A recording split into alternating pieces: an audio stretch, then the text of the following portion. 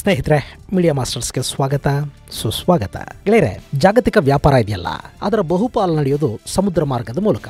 ಯಾವ ದೇಶಕ್ಕೆ ದೊಡ್ಡ ಸಮುದ್ರ ಗಡಿ ಇರುತ್ತೋ ಆ ದೇಶ ಅಂತಾರಾಷ್ಟ್ರೀಯ ವ್ಯಾಪಾರದ ಮೂಲಕ ಸಾಕಷ್ಟು ಲಾಭ ಮಾಡ್ಕೊಳ್ಳೋದಕ್ಕೆ ಸಾಧ್ಯ ಆಗುತ್ತೆ. ಇದು ಇವತ್ತಲ್ಲ, ಕ್ರಿಸ್ತ ಪೂರ್ವದಿಂದಲೂ ಕೂಡ ಭಾರತ ಸಮುದ್ರ ಮಾರ್ಗದ ಮೂಲಕ ಅಂತಾರಾಷ್ಟ್ರೀಯ ವ್ಯಾಪಾರ ವಹಿವಾಟುಗಳನ್ನು ಮಾಡ್ತಾ ಇದೆ. ಆದರೂ ಆಧುನಿಕ ಭಾರತದಲ್ಲಿ ನಾವು ಬಂದರುಗಳನ್ನ, ವ್ಯಾಪಾರಿ ಹಡಗುಗಳನ್ನ, ಕಂಟೈನರ್ ಶಿಪ್ಗಳ ಮಾಲೀಕತ್ವವನ್ನ, ಇನ್ಶೂರೆನ್ಸ್ ಕಂಪನಿಗಳನ್ನ ಇವೆಲ್ಲವನ್ನ ಮಾಡಿಕೊಂಡಿದ್ದು ತುಂಬಾ ಕಡಿಮೆ. ಇನ್ನು ಈಗ ಭಾರತ ಆ ನಿಟ್ಟಲ್ಲಿ ಒಂದಷ್ಟು ಕಾರ್ಯಪ್ರವೃತ್ತ ಆಗ್ತಾ ಇದೆ. ಭಾರತದ ಒಳಗೆ ಮತ್ತು ಹೊರಗೆ ಅಂದ್ರೆ ಹೊರ ದೇಶಗಳಲ್ಲಿ ಕೂಡ ಭಾರತೀಯ ಮಾಲೀಕತ್ವದ ಬಂದರುಗಳ ನಿರ್ಮಾಣ ನಡೀತಾ ಇದೆ. ಈ ಬಂದರು ನಿರ್ಮಾಣದ ಭಾಗವಾಗಿ ನಮ್ಮಲ್ಲಿ ಇನ್ನೂ ಒಂದು ಡೀಪ್ ಸಿ ಪೋರ್ಟ್ ಅನ್ನ ನಿರ್ಮಾಣ ಮಾಡೋದಕ್ಕೆ ಹೋಗ್ತಾ ಇದ್ದಾರೆ. ಮಹಾರಾಷ್ಟ್ರದ ಪಾಲ್ಘರ್ ಬಳಿ ವಧವನ್ನಲ್ಲಿ ನಿರ್ಮಾಣವಾಗ್ತಾ ಇರುವ ಈ ಪೋರ್ಟ್ಗೆ 76,000 ಕೋಟಿ ರೂಪಾಯಿಗಳನ್ನು ವೆಚ್ಚ ಮಾಡಲಾಗ್ತಾ ಇದೆ. ಈ ಮೂಲಕ ಭಾರತದ ಮಹತ್ವಾಕಾಂಕ್ಷೆಯ ನಾರ್ತ್ ಸೌತ್ ಟ್ರಾನ್ಸ್ಪೋರ್ಟ್ ಕಾರಿಡಾರ್ ಹಾಗೂ India middle east Europe economic ಕಾರಿಡಾರ್ಗಳಿಗೆ ಅಡಿಪಾಯವನ್ನು ಗಟ್ಟಿಗೊಳಿಸುವ ಕೆಲಸ ನಡೀತಾ ಇದೆ. ಅಷ್ಟೇ ಅಲ್ಲದೆ ಹಿಂದೂ ಮಹಾಸಾಗರದ ಮಾರ್ಗಗಳ ಮೇಲೆ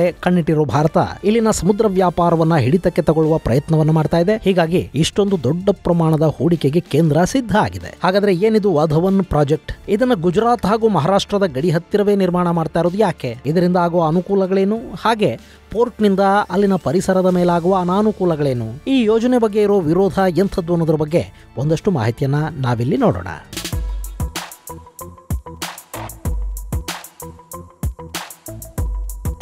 ಗೆಳೆಯರೆ, ಆಗಸ್ಟ್ 30, 2024 ಮಹಾರಾಷ್ಟ್ರದ ಪಾಲ್ಘರ್ನಲ್ಲಿ ನಡೆದ ಕಾರ್ಯಕ್ರಮದಲ್ಲಿ ಪ್ರಧಾನಿ ನರೇಂದ್ರ ಮೋದಿ 76,000 ಕೋಟಿ ರೂಪಾಯಿಗಳ ಮಹಾ ಪ್ರಾಜೆಕ್ಟ್ ಒಂದಕ್ಕೆ ಶಂಕುಸ್ಥಾಪನೆಯನ್ನು ನೆರವೇರಿಸಿದ್ದಾರೆ. ಇದು ವಧವನ್ನಲ್ಲಿ ನಿರ್ಮಾಣವಾಗ್ತಾ ಇರುವ ಡೀಪ್ ಸಿ ಪೋರ್ಟ್ ಯೋಜನೆಯಾಗಿದ್ದು, ಮುಂಬೈ ಪೋರ್ಟ್, ಜವಾಹರ್ಲಾಲ್ ನೆಹರು ಪೋರ್ಟ್ಗಳ ನಂತರ ಮಹಾರಾಷ್ಟ್ರದಲ್ಲಿ ನಿರ್ಮಾಣವಾಗ್ತಾ ಇರುವ ಮತ್ತೊಂದು ದೊಡ್ಡ ಡೀಪ್ ಸಿ ಪೋರ್ಟ್ ಅಂತ ಇದು ಕರೆಸಿಕೊಳ್ಳುತ್ತೆ. ಈ ಬಂದರಿನ ನಿರ್ಮಾಣ ಆದ ನಂತರ ಇಲ್ಲಿಗೆ ಬೃಹತ್ ಸರಕು ಸಾಗಾಣಿಕೆ ಹಡಗುಗಳು ಬರೋದಕ್ಕೆ ಸಾಧ್ಯ ಆಗುತ್ತೆ. ಈ ಮೂಲಕ ಜಾಗತಿಕ ಸಮುದ್ರ ವ್ಯಾಪಾರದಲ್ಲಿ ಭಾರತಕ್ಕೆ ತನ್ನ ಪಾಲನ್ನ ಹೆಚ್ಚಿಸಿಕೊಳ್ಳೋದಕ್ಕೆ ಸಾಧ್ಯವಾಗುತ್ತೆ ಅನ್ನೋ ಮಾತುಗಳು ಕೂಡ ಇಲ್ಲಿ ಕೇಳಿ ಬರ್ತಾ ಇದೆ. ಈ ವಧವನ್ ಬಂದರು ಮುಂಬೈ ಪೋರ್ಟ್ನಿಂದ 130 ಕಿಲೋಮೀಟರ್ ದೂರದಲ್ಲಿ ದಹನು ಬಳಿ ನಿರ್ಮಾಣ ಆಗ್ತಾ ಇದೆ. ಇದೊಂದು all weather green field deep draft port ಆಗಿದ್ದು 298 ಮಿಲಿಯನ್ ಟನ್ ಕೆಪಾಸಿಟಿಯನ್ನು ಹೊಂದಿರುವ ದೇಶದ 13ನೇ ಬಂದರು ಅನ್ನೋ ಹೆಗ್ಗಳಿಕೆಗೆ ಇದು ಪಾತ್ರ ಆಗುತ್ತೆ.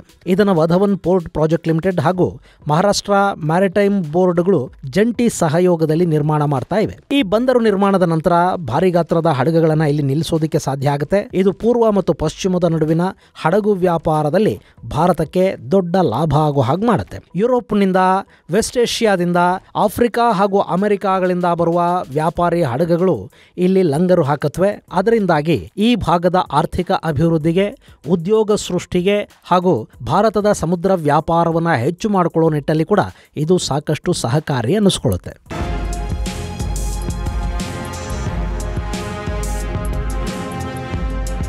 ಇನ್ನು ಇಲ್ಲೊಂದು ದೊಡ್ಡ ಬಂದರು ನಿರ್ಮಾಣ ಆಗಿ ವಿದೇಶಗಳೊಂದಿಗೆ ವ್ಯಾಪಾರ ಸಂಪರ್ಕಗಳು ಹೆಚ್ಚಾಗೋದ್ರಿಂದ ಇಲ್ಲಿ coast guard berth, railway terminal ಹಾಗೂ 10 ಮೀಟರ್ಗಳಷ್ಟು ದೊಡ್ಡದಾದ ಕಂಟೈನರ್ ಸ್ಟೋರೇಜ್ ಏರಿಯಾನ ಕೂಡ ನಿರ್ಮಾಣ ಮಾಡ್ತಾರೆ. ಇನ್ನು ಈ ವಧವನ್ ಪೋರ್ಟ್ನ ಡೀಪ್ ಡ್ರಾಫ್ಟ್ ಡಿಸ್ಟೆನ್ಸ್ ಸುಮಾರು 20 ಮೀಟರ್ಗಳಷ್ಟಿದೆ. ಮುಂಬೈಯಲ್ಲಿರೋ ಜವಾಹರ್ಲಾಲ್ ನೆಹರು ಪೋರ್ಟಲ್ಲಿ ಈ ಡೆಪ್ತ್ 15.5 ಮೀಟರ್ಗಳಷ್ಟು ಮಾತ್ರ ಇದೆ. ಹೀಗಾಗಿ ಈ ಬಂದರಿಗೆ ಅತಿ ದೊಡ್ಡ ಹಡಗುಗಳು ಸುಲಭವಾಗಿ ಬಂದು ಲಂಗರ್ ಹಾಕೋದಕ್ಕೆ ಕೂಡ ಸಾಧ್ಯ ಆಗುತ್ತೆ. ಇನ್ನು ಈ ಪ್ರಾಜೆಕ್ಟು PM ಗತಿಶಕ್ತಿ ಯೋಜನೆಯ ಅಡಿಯಲ್ಲಿ ನಿರ್ಮಾಣ ಮಾಡಲಾಗ್ತಾ ಇದೆ. 12 ಲಕ್ಷ ಜನರಿಗೆ ವಿವಿಧ ಉದ್ಯೋಗಾವಕಾಶಗಳು ಇಲ್ಲಿ ಸಿಗುತ್ತವೆ ಅನ್ನೋ ಮಾಹಿತಿ ಕೂಡ ಸಿಗ್ತಾ ಇದೆ. ಇನ್ನು ಈ ಬಂದರಿನ ಮೊದಲ ಹಂತ 2029 ಒಳಗೆ ಪೂರ್ಣಗೊಳ್ಳಲಿದ್ದು 2039 ಹೊತ್ತಿಗೆ ಈ ಪೋರ್ಟು ಸಂಪೂರ್ಣವಾಗಿ ಕಾರ್ಯಾಚರಣೆಯನ್ನ ಆರಂಭ ಮಾಡಲಿದೆ. ಇವೆಲ್ಲ ಈ ಬಂದರು ನಿರ್ಮಾಣದಿಂದ ಆಗುವ ಲಾಭಗಳಾದ್ರೆ ಇದರಿಂದ ಒಂದಷ್ಟು ಸಮಸ್ಯೆಗಳು ಕೂಡ ಇಲ್ಲ ಆಗ್ತಿವೆ ಅನ್ನೋ ಮಾತು ಕೇಳಿ ಬರ್ತಾ ಇದೆ. ಇಲ್ಲಿ ದೊಡ್ಡ ಬಂದರು ನಿರ್ಮಾಣ ಆದ್ರೆ ಸ್ಥಳೀಯ ಮೀನುಗಾರರು ಸಾಕಷ್ಟು ನಷ್ಟವನ್ನು ಅನುಭವಿಸಬೇಕಾಗಿ ಬರುತ್ತೆ. ಈ ಭಾಗದಲ್ಲಿ ಸಾಕಷ್ಟು ಹವಾಮಾನ ಬದಲಾವಣೆಗಳಿಗೆ ಕೂಡ ಇದು ಕಾರಣ ಆಗಬಹುದು. ಪ್ರಕೃತಿಯ ನಾಶ ಆಗುತ್ತೆ. ಈ ಎಲ್ಲ ಕಾರಣಗಳಿಂದ ಇಲ್ಲಿ ಬಂದರು ನಿರ್ಮಾಣ ಆಗೋದು ಬೇಡ ಅಂತ ವಧವನ್ ಬಂದರು ವಿರೋಧಿ ಸಂಘರ್ಷ ಸಮಿತಿ VBVSS ಇಲ್ಲಿ ಪ್ರತಿಭಟನೆಯನ್ನು ಮಾಡ್ತಾ ಇದೆ.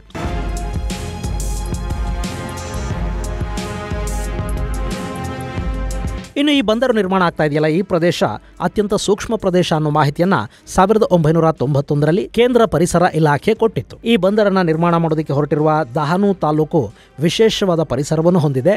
ಒಂದು ವೇಳೆ ಇಲ್ಲಿ ಬಂದರು ನಿರ್ಮಾಣ ಮಾಡಿದ್ದೇ ಆದ್ರೆ ಆ ವಿಶೇಷ ಪರಿಸರಕ್ಕೆ ತೊಂದರೆ ಉಂಟಾಗುವ ಸಾಧ್ಯತೆ ಇರುತ್ತೆ ಅನ್ನೋ ಎಚ್ಚರಿಕೆಯನ್ನ ಪರಿಸರ ಇಲಾಖೆ ಕೊಟ್ಟಿತ್ತು. ಇಷ್ಟಾದರೂ ಬಂದರು ಯೋಜನೆಗೆ 1997ರಲ್ಲಿ ಮೊದಲ ಬಾರಿಗೆ ಪ್ರಸ್ತಾವನೆಯನ್ನು ಸಲ್ಲಿಸಲಾಯಿತು. ಅವತ್ತು ಮಹಾರಾಷ್ಟ್ರದಲ್ಲಿ ಬಿಜೆಪಿ ಶಿವಸೇನಾ ಮೈತ್ರಿ ಸರ್ಕಾರ ಆಯಿತು. ಆಗ ಕೂಡ ಈ ಪ್ರಾಜೆಕ್ಟ್ಗೆ ಸ್ಥಳೀಯರು ವಿರೋಧ ವ್ಯಕ್ತಪಡಿಸಿದರು. ಹೀಗಾಗಿ ಮಹಾರಾಷ್ಟ್ರ ಸರ್ಕಾರ ಇದರ ಬಗ್ಗೆ ಕೇಂದ್ರ ಸರ್ಕಾರದ ಮೇಲೆ ಹೆಚ್ಚು ಒತ್ತಡವನ್ನು ತರೋ ಗೋಜಿಗೆ ಅವತ್ತು ಹೋಗಲಿಲ್ಲ. ಅಲ್ಲದೆ ಅವತ್ತಿಗೆ ಕೇಂದ್ರದಲ್ಲಿ ಅಧಿಕಾರದಲ್ಲಿದ್ದದ್ದು ಜನತಾದಳ ನೇತೃತ್ವದ ಸರ್ಕಾರ. ಹೀಗಾಗಿ ಮಹಾರಾಷ್ಟ್ರ ಇಲ್ಲಿ ಹೆಚ್ಚು ರಿಸ್ಕ್ ತಗೊಳ್ಳೋದಕ್ಕೆ ಹೋಗಲಿಲ್ಲ. ಇನ್ನು ಈ ಯೋಜನೆಯ ಬಗ್ಗೆ ಮೊದಲ ಬಾರಿಗೆ ಪ್ರಸ್ತಾಪ ಕೇಂದ್ರ ಸರ್ಕಾರವನ್ನು ತಲುಪುತ್ತಲ್ಲ, ಆಗ Dahanu taluk environment protection authority ಕೂಡ ಈ ಯೋಜನೆಗೆ ವಿರೋಧವನ್ನು ವ್ಯಕ್ತಪಡಿಸಿತು. ಹೀಗಾಗಿ ಅಲ್ಲವತ್ತು ಈ ಯೋಜನೆಯ ಬಗ್ಗೆ ಯಾರು ಹೆಚ್ಚು ಒತ್ತಡವನ್ನು ಹೇರೋದಕ್ಕೆ ಹೋಗಲಿಲ್ಲ. ಆದರೆ 2015ರಲ್ಲಿ ಈ ಯೋಜನೆಯನ್ನ ಮತ್ತೆ ಮಹಾರಾಷ್ಟ್ರ ಕೇಂದ್ರ ಸರ್ಕಾರದ ಮುಂದಿಡ್ತು. ಕೇಂದ್ರ ಸರ್ಕಾರದ ಮಹತ್ವಾಕಾಂಕ್ಷಿ ಯೋಜನೆಯಾದ ಸಾಗರ ಮಾಲಾದ ಅಡಿಯಲ್ಲಿ ಇದನ್ನ ನಿರ್ಮಾಣ ಮಾಡಬೇಕು ಅನ್ನೋ ಬೇಡಿಕೆಯನ್ನ ಮಹಾರಾಷ್ಟ್ರದ ಸರ್ಕಾರ ಇಡಿತು. ದೇಶದಲ್ಲಿನ ಬಂದರುಗಳು ದೇಶದ GDPಗೆ ದೊಡ್ಡ ಕೊಡುಗೆಯನ್ನು ಕೊಡ್ತಾ ಇವೆ. ಹೀಗಾಗಿ ಮಹಾರಾಷ್ಟ್ರದಲ್ಲಿ ಇನ್ನೂ ಒಂದು ಡೀಪ್ ಸಿ ಬಂದರು ನಿರ್ಮಾಣ ಮಾಡೋದಕ್ಕೆ ಅವಕಾಶ ಇದೆ. ಅದಕ್ಕೆ ಬೇಕಾದ ನೈಸರ್ಗಿಕ ಅವಕಾಶಗಳು ಕೂಡ ಇಲ್ಲಿವೆ. ಹೀಗಾಗಿ ಇಲ್ಲೊಂದು ಬಂದರು ನಿರ್ಮಾಣದ ಬಗ್ಗೆ ಗಮನ ಹರಿಸಿ ಅಂತ ಮಹಾರಾಷ್ಟ್ರದ ಅವತ್ತಿನ ಸರ್ಕಾರ ಕೇಂದ್ರ ಸರ್ಕಾರಕ್ಕೆ ಮನವಿಯನ್ನು ಸಲ್ಲಿಸಿತು. ಹೀಗಾಗಿ ಈ ಪ್ರಾಜೆಕ್ಟ್ ಬಗ್ಗೆ ಕೇಂದ್ರ ಕೂಡ ಆಸಕ್ತಿಯನ್ನು ತೋರಿಸೋದಕ್ಕೆ ಶುರು ಮಾಡಿತು. ಆದರೆ ಅಷ್ಟರಲ್ಲೇ ಮಹಾರಾಷ್ಟ್ರದಲ್ಲಿ ಬಿಜೆಪಿ ಮತ್ತು ಶಿವಸೇನಾ ನಡುವೆ ಒಂದಷ್ಟು ಭಿನ್ನಾಭಿಪ್ರಾಯಗಳು ಬಂದವು ನೋಡಿ. ಆಗ ಶಿವಸೇನೆ ಈ ಪ್ರಾಜೆಕ್ಟ್ ಅನ್ನ ವಿರೋಧ ಮಾಡೋದಕ್ಕೆ ಶುರು ಮಾಡುತ್ತೆ. 2019ರಲ್ಲಿ ನಡೆದ ಚುನಾವಣೆಯ ಬಳಿಕ ಶಿವಸೇನೆ ಬಿಜೆಪಿಯನ್ನ ಬಿಟ್ಟು ಮಹಾವಿಕಾಸ ಅಘಾಡಿಯನ್ನ ಸೇರಿ ಅಲ್ಲಿ ಸರ್ಕಾರವನ್ನ ರಚಿಸಿತು. ಹೀಗಾಗಿ ಈ ಪ್ರಾಜೆಕ್ಟ್ ಅಲ್ಲಿ ಮುಂದುವರಿಲಿಲ್ಲ. ಅದಕ್ಕೆ ಒಂದು ಸ್ವಲ್ಪ ತಡೆ ಉಂಟಾಯಿತು. ಆದರೆ ಯಾವಾಗ ಮತ್ತೆ ಶಿವಸೇನೆ ಒಡೆದು ಏಕನಾಥ ಶಿಂಧೆ ಬಣ ಶಿವಸೇನೆಯಿಂದ ಹೊರಬಂದು ಬಿಜೆಪಿ ಜೊತೆ ಸೇರಿ ಸರ್ಕಾರ ಮಾಡ್ತೋ, ಆಗ ಮತ್ತೆ ಈ ಪ್ರಾಜೆಕ್ಟ್ಗೆ ಜೀವ ಬಂತು.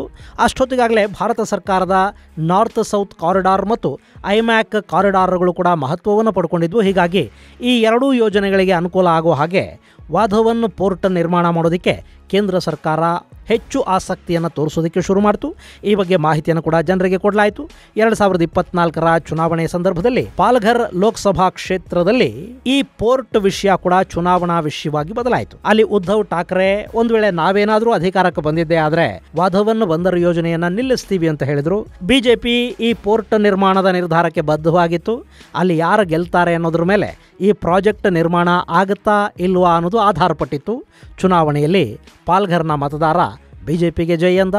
ಅಲ್ಲಿಗೆ ಆ ಕ್ಷೇತ್ರದ ಒಂದಷ್ಟು ಜನಕ್ಕೆ ಕೂಡ ಅಲ್ಲಿ ಪೋರ್ಟ್ ನಿರ್ಮಾಣ ಆಗುವುದು ಬೇಕಿದೆ ಮತ್ತು ಅದರಿಂದ ಉಂಟಾಗುವ ಉದ್ಯೋಗ ಸೃಷ್ಟಿಯ ಕಡೆಗೆ ಅವರು ಆಸಕ್ತಿಯನ್ನು ವಹಿಸ್ತಾ ಇದ್ದಾರೆ ಅನ್ನೋದು ಆ ಚುನಾವಣಾ ಫಲಿತಾಂಶದಿಂದ ಗೊತ್ತಾಯಿತು. ಅಲ್ಲಿಗೆ ಬಂದರು ನಿರ್ಮಾಣವನ್ನು ವಿರೋಧಿಸ್ತಾ ಇದ್ದ ಉದ್ಧವ್ ಠಾಕ್ರೆ ಬಣ ಕೂಡ ಆ ವಿಷಯದಲ್ಲಿ ಸುಮ್ಮನಾಯಿತು. ಕಡೆಗೆ ಈಗ ಎಲ್ಲ ಅಡೆತಡೆಗಳನ್ನು ಮೀರಿ ಈಗ ಬಂದರಿಗೆ ಶಂಕುಸ್ಥಾಪನೆ ಕೂಡ ನಡೆದಿದೆ.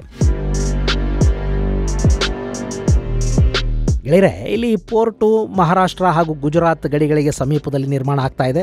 ಇದು ನಾನು ಆಗಲೇ ಹೇಳಿದ ಹಾಗೆ ಭಾರತದ ಸಮುದ್ರ ವ್ಯಾಪಾರದ ದೃಷ್ಟಿಯಿಂದ ತುಂಬಾ ಮುಖ್ಯ ಕೂಡ ಆಗುತ್ತೆ. ಅಲ್ಲದೆ ಇಲ್ಲಿ ಬಂದರು ನಿರ್ಮಾಣ ಆಗೋದ್ರಿಂದ ಈ ಭಾಗದ ಮತ್ತಷ್ಟು ಮೂಲಭೂತ ಸೌಕರ್ಯಗಳು ಕೂಡ ಅಭಿವೃದ್ಧಿ ಆಗುತ್ತವೆ. ಇದೆಲ್ಲ ಸರಿ, ಆದರೆ ಪರಿಸರದ ದೃಷ್ಟಿಯಿಂದ ಹಾಗೂ ಅಲ್ಲಿನ ಜನರ ದೃಷ್ಟಿಯಿಂದ ಈ ಬಂದರಿನ ನಿರ್ಮಾಣ ಅಷ್ಟು ಒಳ್ಳೆಯದಲ್ಲ ಅನ್ನೋ ಅಭಿಪ್ರಾಯ ಕೂಡ ಇಲ್ಲಿದೆ. ಗೆಳೆಯರೆ, ಈ ಭಾಗದ ಜನ ಮೀನುಗಾರಿಕೆಯ ಮೇಲೆ ಆಧಾರಪಟ್ಟಿದ್ದಾರೆ. ವಾಸೈಯಿಂದ ಗುಜರಾತ್ ಕರಾವಳಿಯವರೆಗೆ ಈ ಪ್ರದೇಶ ಇದೆಯಲ್ಲ, ಇದನ್ನ ಮೀನುಗಾರಿಕೆಯ ಗೋಲ್ಡನ್ ಬೆಲ್ಟ್ ಅಂತ ಕರೀತಾರೆ. ಇಲ್ಲಿ ಅಪಾರ ಪ್ರಮಾಣದ ಮೀನು ಸಿಗುತ್ತೆ. ತರಾವರಿ ಮೀನುಗಳು ಈ ಭಾಗದಲ್ಲಿ ಮೊಟ್ಟೆ ಇಡುತ್ತವೆ. ಈ ಮೀನುಗಳನ್ನು ಆಧರಿಸಿ ಸಾವಿರಾರು ಕುಟುಂಬಗಳು ಇಲ್ಲಿ ಬದುಕನ್ನು ಕಟ್ಟಿಕೊಂಡಿವೆ. ಹೀಗಿರುವಾಗ ಈ ಭಾಗದಲ್ಲೊಂದು ಬಂದರು ನಿರ್ಮಾಣ ಆದರೆ ಮೀನುಗಾರಿಕೆಯ ಮೇಲೆ ಇದರ ದುಷ್ಪರಿಣಾಮ ಉಂಟಾಗುತ್ತೆ ಅನ್ನೋ ವಾದ ಇಲ್ಲಿ ಕೇಳಿ ಬರ್ತಾ ಇದೆ. ಇನ್ನು ಈ ಬಂದರಿನ ನಿರ್ಮಾಣಕ್ಕೆ ಸಮುದ್ರದಲ್ಲಿ ಸುಮಾರು 1448 ಹೆಕ್ಟೇರ್ಗಳಷ್ಟು ಪ್ರದೇಶವನ್ನು ಬಳಕೆ ಮಾಡ್ತಾರೆ. ಅಂದರೆ ಸಮುದ್ರದ ಒಳಭಾಗಕ್ಕೆ ಬಂದರು ಚಾಚಿಕೊಳ್ಳುತ್ತೆ. ಸುಮಾರು 10.14 ಕಿಲೋಮೀಟರ್ನಷ್ಟು ಇಲ್ಲೊಂದು ತಡೆಗೋಡೆಯನ್ನು ಕಟ್ತಾರೆ. ಕಟ್ಟಡಗಳ ನಿರ್ಮಾಣ ಆಗುತ್ತೆ. ಈ ಭಾಗದಲ್ಲಿ ಸಮುದ್ರದ ನೀರು ದಕ್ಷಿಣದಿಂದ ಉತ್ತರಕ್ಕೆ ಚಲಿಸ್ತಾ ಇರುತ್ತೆ. ಇಲ್ಲಿ ಸಮುದ್ರದ ಒಳಭಾಗದಲ್ಲಿ ನೀರಿನ ಚಲನೆಗೆ ಅಡ್ಡ ಗೋಡೆ ಕಟ್ಟೋದ್ರಿಂದ ನೀರಿನ ಚಲನೆಗೆ ಅಡ್ಡಿ ಉಂಟಾಗಿ ಆ ನೀರು ಸಮುದ್ರದ ದಡದಲ್ಲಿನ ವಾದ್ವಾನ್ ಕೆಳಭಾಗದ ಹಳ್ಳಿಗಳಿಗೆ ಹಾಗೂ ಮೇಲ್ಭಾಗದ ಹಳ್ಳಿಗಳ ಒಳಕ್ಕೆ ನುಗ್ಗುತ್ತೆ. ಇದರಿಂದ ಇಲ್ಲಿನ ತಾನ್ಶಿ, ಚಿಂಚಣಿ, ತಾರಾಪುರ್ ಮುಂತಾದ ಊರುಗಳೇನಿವೆ ಇವು ಮುಳುಗಡೆ ಆಗೋ ಸಾಧ್ಯತೆ ಇರುತ್ತೆ. ಜೊತೆಗೆ ಈ ದಹನು ಪ್ರದೇಶ ಇದೆ ನೋಡಿ, ಇದು ಕೂಡ ಇಲ್ಲಿ ಸಮಸ್ಯೆಗೆ ತುತ್ತಾಗುತ್ತೆ. ಹಾಗೆ ಈ ತಾರಾಪುರ ಇದೆಯಲ್ಲ, ಇಲ್ಲೊಂದು ನ್ಯೂಕ್ಲಿಯರ್ ಪವರ್ ಪ್ಲಾಂಟ್ ಕೂಡ ಇದೆ. ಇಲ್ಲಿ ನೀವು ನೋಡ್ತಾ ಇದ್ದೀರಲ್ಲ, ಇದು ತಾರಾಪುರ್ ಆಟೋಮಿಕ್ ಪವರ್ ಪ್ಲಾಂಟ್. ವಾಧ್ವಾನ್ನಿಂದ ಬರೀ 14.5 ಕಿಲೋಮೀಟರ್ಗಳಷ್ಟು ದೂರದಲ್ಲಿ ಈ ಪವರ್ ಪ್ಲಾಂಟ್ ಇದೆ. ಇದು ಕೂಡ ಸಮಸ್ಯೆಗೆ ಈಡಾಗುವ ಸಾಧ್ಯತೆಗಳಿರುತ್ತವೆ. ಈ ಭಾಗಕ್ಕೆ ನೀರು ನುಗ್ಗಿದರೆ ಇಲ್ಲಿನ ಗ್ರಾಮಗಳನ್ನು ಸ್ಥಳಾಂತರ ಮಾಡಬೇಕಾಗಬಹುದು. ಈ ಎಲ್ಲ ಕಾರಣಗಳಿಂದ ಈ ಯೋಜನೆ ಆಗೋದು ಬೇಡ ಅಂತ ಕಳೆದ 25 ವರ್ಷಗಳಿಂದ ಕೂಡ ಇಲ್ಲೊಂದಷ್ಟು ಪ್ರತಿಭಟನೆಗಳು ನಡೀತಲೇ ಬರ್ತಾ ಇವೆ. ಈ ಯೋಜನೆಯನ್ನು ವಿರೋಧಿಸಿ ಪ್ರತಿಭಟನಾಕಾರರು ನ್ಯಾಯಾಲಯದ ಮೆಟ್ಟಿಲು ಕೂಡ ಹತ್ತಿದ್ರು. ಆದರೆ ಕೋರ್ಟ್ ಈ ಹೋರಾಟಗಾರರ ಅರ್ಜಿಯನ್ನು ವಜಾ ಮಾಡಿತು. ಈಗಲ್ಲಿ ವಾಧ್ವಾನ್ ಪ್ರಾಜೆಕ್ಟಿಗೆ ಶಂಕುಸ್ಥಾಪನೆ ಕೂಡ ನೆರವೇರಿದೆ. ಗೆಳೆಯರೇ, ಬೆಳೀತಿರೋ ಜನಸಂಖ್ಯೆ, ಅವರಿಗೆ ಕೊಡಬೇಕಾದ ಉದ್ಯೋಗಾವಕಾಶ, ಅಂತಾರಾಷ್ಟ್ರೀಯ ವ್ಯಾಪಾರ ವೃದ್ಧಿ, ದೇಶದ ಆರ್ಥಿಕ ಪ್ರಗತಿ ಇವೆಲ್ಲವನ್ನು ಗಮನಿಸಿದರೆ ನಮಗೆ ಪೋರ್ಟುಗಳು, ಕಾರ್ಖಾನೆಗಳು, ರಸ್ತೆಗಳು, ನೀರಾವರಿ ಯೋಜನೆಗಳು ಎಲ್ಲ ಕೂಡ ಬೇಕು. ಆದರೆ ಅದಕ್ಕಾಗಿ ಪ್ರಾಕೃತಿಕ ಸಂಪತ್ತನ್ನು ಸಂಪೂರ್ಣವಾಗಿ ಬಲಿ ಕೊಡೋ ಕೆಲಸ ಇದೆಯಲ್ಲ, ಇದು ಖಂಡಿತ ಒಳ್ಳೆಯದಲ್ಲ. ಇಲ್ಲಿ ಒಂದು ದೊಡ್ಡ ಬಂದರಿನ ನಿರ್ಮಾಣ ಆಗೋದ್ರಿಂದ ನೇರವಾಗಿ ಹಾಗೂ ಪರೋಕ್ಷವಾಗಿ ಲಕ್ಷಾಂತರ ಮಂದಿಗೆ ಉದ್ಯೋಗ ಸೃಷ್ಟಿಯಾಗುತ್ತೆ ಅನ್ನೋದು ನಿಜ. ಆದರೆ ಮತ್ಸ್ಯ ಸಂಪತ್ತಿಗೆ, ಅದರ ರೀಪ್ರೊಡಕ್ಷನ್ಗೆ ತೊಂದರೆ ಕೂಡ ಆಗಬಾರ್ದು ಅಲ್ವಾ? ಇಲ್ಲಿ ಜನಕ್ಕೆ ಸಮಸ್ಯೆ ಆದರೆ ಅವರನ್ನು ಸ್ಥಳಾಂತರ ಮಾಡಿ ಬೇರೆ ಕಡೆ ವಸತಿ ವ್ಯವಸ್ಥೆಯನ್ನು ಮಾಡಿ ಬಂದರು ಯೋಜನೆಯಲ್ಲಿ ಅವರಿಗೆ ಉದ್ಯೋಗ ಸೃಷ್ಟಿ ಮಾಡಿ ಅವರ ಬದುಕುಗಳನ್ನು ಕಟ್ಟಿಕೊಡೋ ಕೆಲಸವನ್ನು ಮಾಡಬಹುದು. ಆದರೆ ಪ್ರಕೃತಿ ನಾಶವಾದರೆ ಅದನ್ನು ಎಲ್ಲಿ ತುಂಬಿಕೊಡೋದಕ್ಕೆ ಸಾಧ್ಯ ಆಗತ್ತೆ? ಇಲ್ಲಿ ಸರ್ಕಾರಗಳು, ಪಕ್ಷಗಳು ಯಾವೇ ಆದರೂ ಕೂಡ ಪ್ರಕೃತಿನ, ಹಣನ ಅಂತ ಬಂದರೆ ಎಲ್ಲ ನೋಡೋದು ಹಣದ ಕಡೆಗೇನೆ ಅನ್ನೋದು ನಮ್ಮ ದೌರ್ಭಾಗ್ಯ ಅಷ್ಟೇ. ಇದು ಗೆಳೆಯರೆ, ಭಾರತದಲ್ಲಿ ನಿರ್ಮಾಣ ಆಗ್ತಾ ಇರೋ ಡೀಪ್ ಸೀ ಪೋರ್ಟ್ ಕುರಿತಾದ ಒಂದಷ್ಟು ಮಾಹಿತಿ. ಮುಂದಿನ ಸಂಚಿಕೆಯಲ್ಲಿ ಮತ್ತಷ್ಟು ವಿಶೇಷಗಳ ಜೊತೆ ಮತ್ತೆ ಭೇಟಿಯಾಗೋಣ. ಅಲ್ಲಿವರೆಗೆ ಜೈ ಹಿಂದ್, ಜೈ ಕರ್ನಾಟಕ.